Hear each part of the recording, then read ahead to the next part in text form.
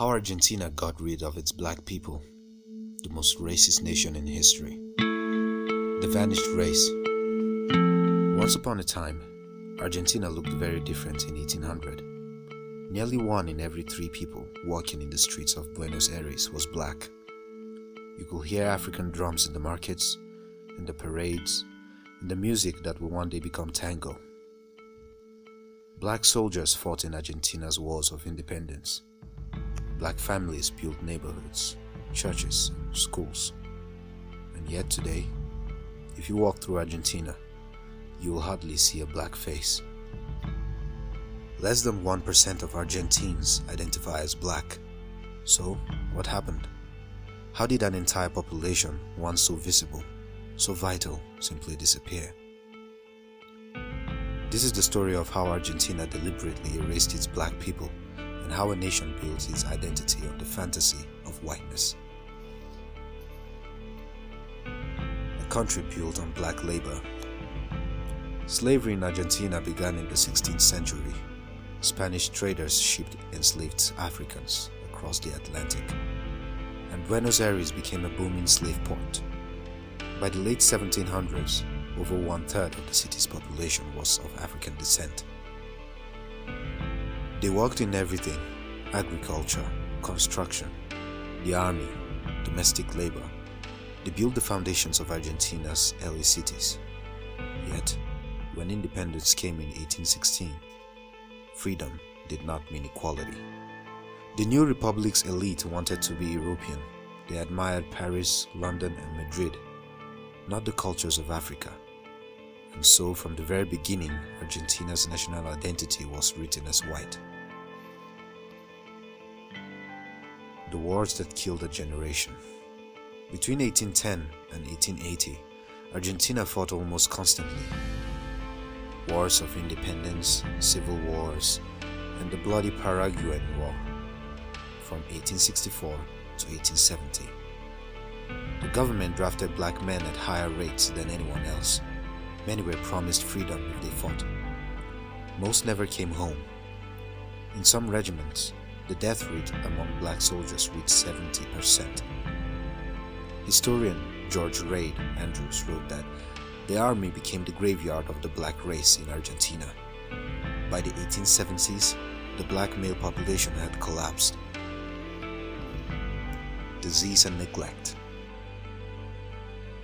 As if war was not enough, disease finished what the battlefield began. In 1871, yellow fever swept through Buenos Aires.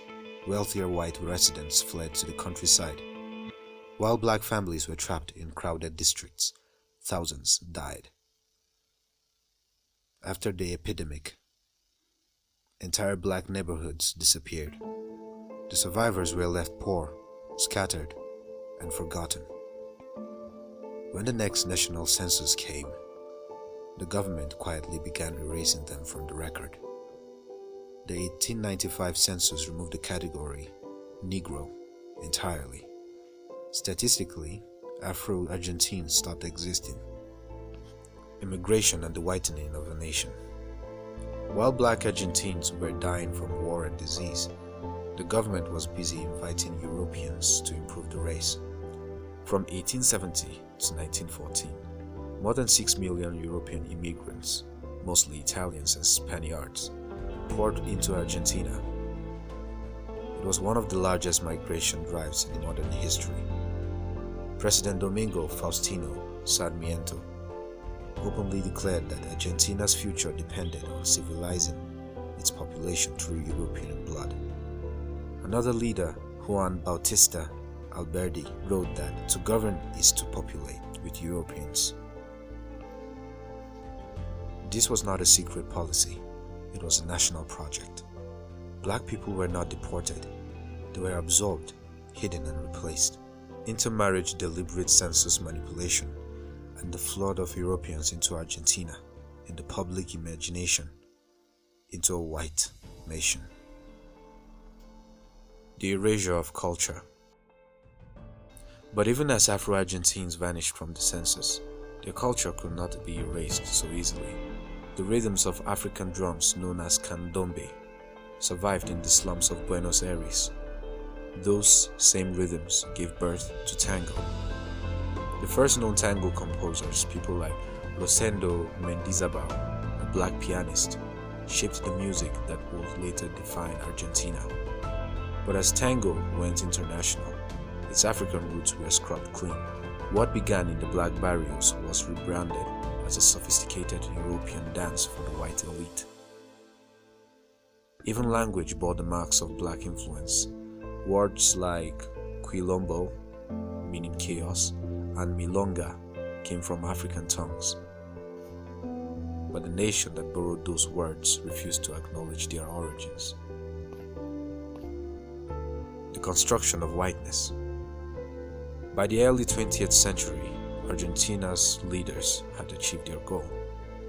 They declared Argentina the Europe of South America. Textbooks stopped mentioning slavery. Children grew up believing that the country had never had a black population. Census data reinforced the myth.